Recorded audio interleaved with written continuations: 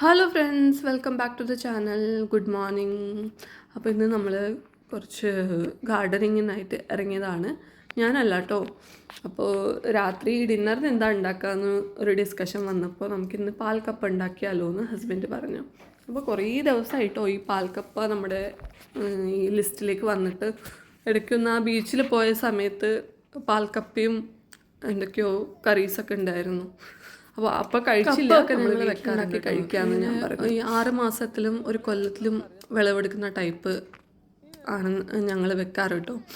അപ്പോൾ ഇത് നമുക്ക് അത്യാവശ്യം കഴിക്കാനുള്ളത് ഉണ്ട്. പിന്നെ ഒരു നൈബറിനും കൊടുത്തു. അങ്ങനെ ഇത് ഇപ്പോൾ ഒരു ലാസ്റ്റ് ചെടിയാന്ന് തോന്നുന്നു കേട്ടോ ഇത് ഇപ്പോൾ ഉള്ളത്. അപ്പോൾ അതും കൂടി എടുത്ത പിന്നെ നമ്മൾ ഒന്നും കൂടി വെക്കാൻ പോവാണ്. 2-3 ദിവസം കഴിഞ്ഞ് വീണ്ടും നടാമെന്ന് പറഞ്ഞു. നമ്മൾ എത്രയൊക്കെ പുറത്തുനിന്ന് വാങ്ങിക്കഴിച്ചാലും നമ്മൾ വീട്ടിലുണ്ടാവുന്ന ഒരു ഫ്രൂട്ടോ ഒരു വെജിറ്റബിളോ അത് ഭയങ്കര ഒരു കാര്യം തന്നെയാണല്ലേ. അതുപോലെ തന്നെയാണ് ഞാൻ ഈ കപ്പയും കൊള്ളിയൊന്നും അധികം കഴിക്കാത്ത ആളാണ് കേട്ടോ. നമ്മൾ വീട്ടിലുണ്ടാക്കുന്നതാണെങ്കിലും അധികം കഴിക്കാത്ത ആളാണ്. പുഴുക്കൊക്കെ ആണെങ്കിലും ഓക്കെ. പക്ഷേ ചില ഡിഷസൊന്നും എനിക്ക് അങ്ങനെ ഇഷ്ടമാവാറില്ല. ഫ്രൈഡൊക്കെ ഉണ്ടല്ലോ. പിന്നെ ഇതിനെ കൊണ്ട് നമ്മൾ ഉണ്ടാക്കുന്നത് എന്താണെന്ന് അറിയോ, കോഴിക്കാലെന്ന് കേട്ടിട്ടുണ്ടോ? ഈ തലശ്ശേരി വടകര ഭാഗത്തൊക്കെ നമുക്ക് റോഡ് സൈഡിലൊക്കെ കിട്ടാറുണ്ട് കോഴിക്കാലെന്ന് പറഞ്ഞിട്ട്. അത് ഇത് നീളത്തിൽ കട്ട് ചെയ്തിട്ട് ഫ്രൈ ചെയ്യുന്നതാണ്. അപ്പോൾ ഇത്രയാണ് നമുക്ക് കിട്ടിയത് കേട്ടോ. അപ്പോൾ ഇതിന് ഒക്കെ കഴുകിയെടുക്കണം. അത്യാവശ്യം കുറച്ചും കൂടി ഉണ്ട് കേട്ടോ. അപ്പോൾ ഒക്കെ ഒന്ന് കഴുകിയെടുക്കണം നന്നായിട്ട്. ഈ മണ്ണൊക്കെ പോക്കിയ ശേഷം വേണം ഉള്ളിലേക്ക് എടുത്തുകൊണ്ട് പോകാൻ. അങ്ങനെ ഇതൊക്കെ നോക്കി നിൽക്കുന്ന സമയത്ത് അടുത്ത് തന്നെ അരിനെല്ലിക്ക ഉണ്ട് കേട്ടോ. ഇഷ്ടംപോലെ ഉണ്ടാവാറുണ്ട്. ഈ കഴിഞ്ഞ കൊല്ലം മഴേൻ്റെ സമയത്ത് ഒരു വലിയ കൊമ്പൊക്കെ ഒടിഞ്ഞു പോയെങ്കിലും ഇപ്പോഴും കുറേ ഉണ്ടാവാറുണ്ട് കേട്ടോ. അതും കയ്യെത്തും ദൂരത്താണ്, നമുക്ക് പറിച്ചെടുക്കാൻ പറ്റുന്ന പോലെയാണുള്ളത് കേട്ടോ. അപ്പോൾ വേദിക്കാണെങ്കിൽ അത് ഭയങ്കര ഇഷ്ടമാണ്. ഇപ്പോൾ നമ്മൾ മുറ്റടിക്കാൻ പോകുന്ന സമയത്തൊക്കെ അവൾ പുറകെ വരും. മെയിൻ അജണ്ട എന്ന് പറഞ്ഞാൽ അതെടുക്കാനാണ്. അതൊരു പാത്രത്തിലാക്കിയിട്ട് കൊണ്ടുപോകും. എന്നിട്ട് ഇങ്ങനെ ടി വി ഒക്കെ കാണുമ്പോൾ എടുത്തുകൊണ്ട് കഴിക്കും. അപ്പോൾ അത് ഹെൽത്തിനും നല്ലതാണ്.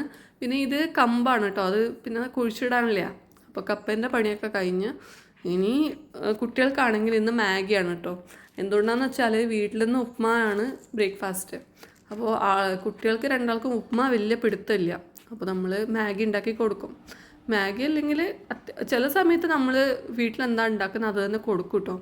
പിന്നെ അതിൻ്റെ കൂടെ തന്നെ കുറച്ച് ഫ്രൂട്ട്സും കൂടി കട്ട് ചെയ്ത് വെച്ചു.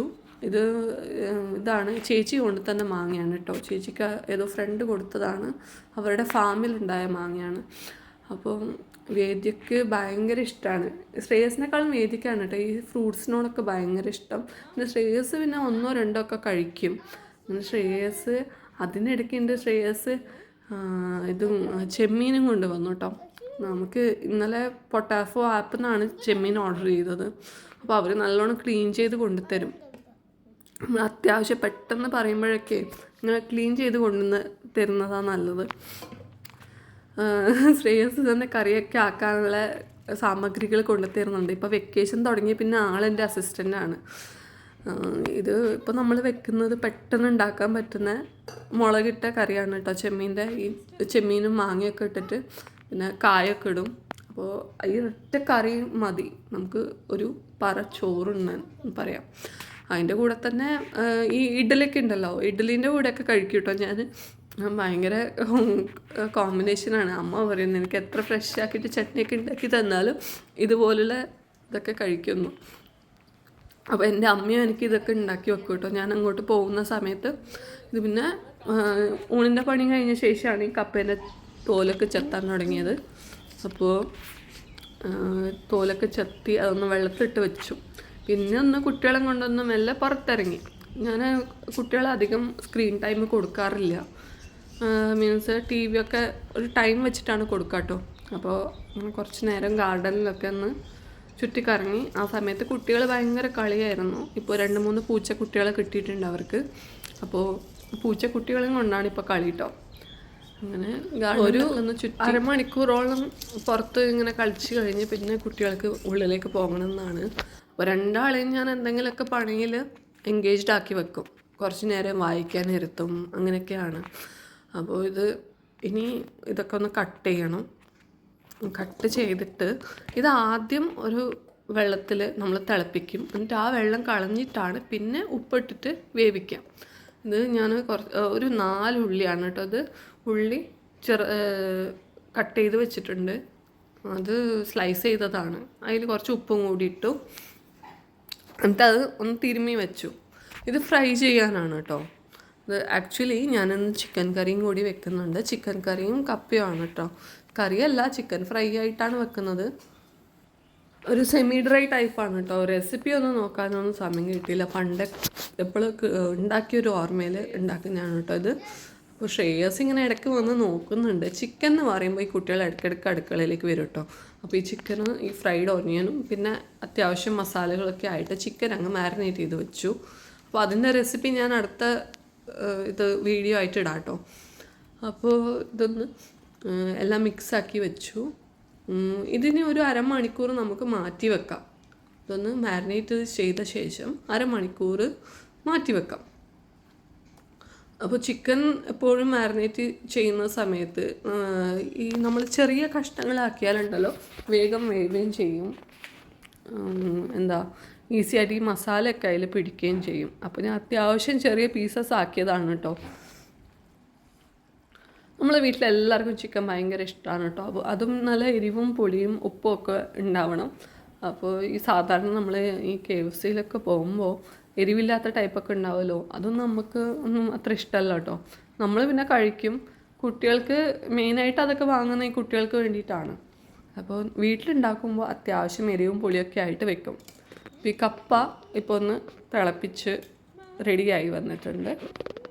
അത്യാവശ്യം വേവണം, ഉടയ്ക്കാനുള്ള പരുവത്തിലാവണം കേട്ടോ. അല്ലെങ്കിൽ നമ്മളിത്ര ഇതാക്കിയിട്ട് ഒരു കാര്യമില്ല. ചില കപ്പ വേഗം വേവും. അപ്പോൾ ഇനി കപ്പയിലേക്കുള്ള കുറച്ച് സാധനങ്ങളാണ്. ഇത് കുറച്ച് ചെറിയ ഉള്ളിയാണ്. ചെറിയ ഉള്ളി, ഒരു 2-3 അല്ലി വെളുത്തുള്ളി, പിന്നെ ഒരു 3 പച്ചമുളക്. പച്ചമുളക് ഞാൻ നേരത്തെ നമ്മൾ ചെടിയിൽ നിന്ന് പറിച്ചെടുത്തതാണ് കേട്ടോ. അപ്പോൾ ഇതൊക്കെ ഒന്ന് നന്നായിട്ട് ഇടിച്ചെടുക്കണേ, ചതച്ചെടുക്കണം. കപ്പയത്തെ വെള്ളം ഒന്ന് മാറ്റണം നമുക്ക്. വെള്ളം ഊറ്റി കഴിഞ്ഞ ശേഷം കപ്പയൊന്ന് ഉടയ്ക്കണം, നന്നായിട്ടൊന്ന് ഉടയ്ക്കണം. അല്ലെങ്കിൽ നമ്മൾ തേങ്ങാപ്പാലൊക്കെ ഇട്ട് കഴിഞ്ഞിട്ട് പിന്നെ വേവിക്കൽ നടക്കൂല. ഇപ്പോൾ ഇങ്ങനെ നോക്കുമ്പോൾ നമുക്ക് മനസ്സിലാവുമല്ലോ ഇതിൻ്റെ ഒരു വേവ് വെന്തിട്ടുണ്ടോ ഇല്ലയോ, എന്താണ് അവസ്ഥ എന്ന് നമുക്ക് എന്തായാലും മനസ്സിലാവും. അപ്പോൾ അത്യാവശ്യം നമ്മൾ ഉപ്പ് ഇനിയും ഇടാനുണ്ട് കേട്ടോ. അപ്പോൾ ഞാൻ ഈ തേങ്ങാപ്പാലൊക്കെ ഇട്ട് ഇതൊക്കെ തിളപ്പിച്ചൊന്ന് റെഡിയാക്കി വെച്ചിട്ടുണ്ട്. ഇതിലേക്ക് ചെറിയ ഉള്ളിയും ചുവന്ന മുളകും കറിവേപ്പിലൊക്കെ ഇട്ട് വറവിട്ട് വെച്ചിട്ടുണ്ട്. അപ്പോൾ ഇവിടെ നമ്മൾ ചിക്കൻ ഫ്രൈയും ഇതും റെഡി ആയിട്ടുണ്ട് കേട്ടോ. അപ്പോൾ ഇനി നമ്മളിത് കഴിക്കാൻ പോവാണ്. എല്ലാവർക്കും ഇഷ്ടമായി കേട്ടോ. അപ്പോൾ മക്കൾക്ക് മാത്രമേ ഉള്ളൂ ഈ കപ്പ ഇഷ്ടമല്ലാത്ത കേട്ടോ, പാൽക്കപ്പ. എനിക്കാണെങ്കിൽ അതിങ്ങനെ ഇതില്ലാണ്ടെയും കഴിച്ചു. ഞാൻ ആദ്യം ഈ ചിക്കൻ ഇല്ലാണ്ടെയും കഴിച്ചു. എനിക്ക് അധികം എരിവും പൊളിയും ഇല്ലാത്തതാണ് ബേസിക്കലി ഇഷ്ടം കേട്ടോ. പക്ഷെ ചില ഐറ്റംസ് ഉണ്ട്, അതിന് അതിൻ്റേതായ സ്പൈസൊക്കെ ഉണ്ടായാലേ നല്ല രസമുണ്ടാവും. അപ്പോൾ ഈ കപ്പ എല്ലാവർക്കും ഇഷ്ടമായി വീട്ടിൽ. പിന്നെ കുട്ടികൾക്ക് അങ്ങനെ ഈ കപ്പയൊന്നും വലിയ ഇഷ്ടമൊന്നുമല്ല കേട്ടോ. അവർക്ക് ചോറായിരുന്നു. അങ്ങനെ എൻ്റെ ഇന്നത്തെ വ്ളോഗ് കഴിഞ്ഞു. ഇത് നിങ്ങൾക്ക് ഇഷ്ടമായെങ്കിൽ ലൈക്കും കമൻറ്റും ഷെയറും ചെയ്യുക, സബ്സ്ക്രൈബ് ചെയ്യുക. ഇത് ഞങ്ങളെ വീട്ടിലുണ്ടായ മുല്ലയാണ് കേട്ടോ. അപ്പോൾ താങ്ക് യു.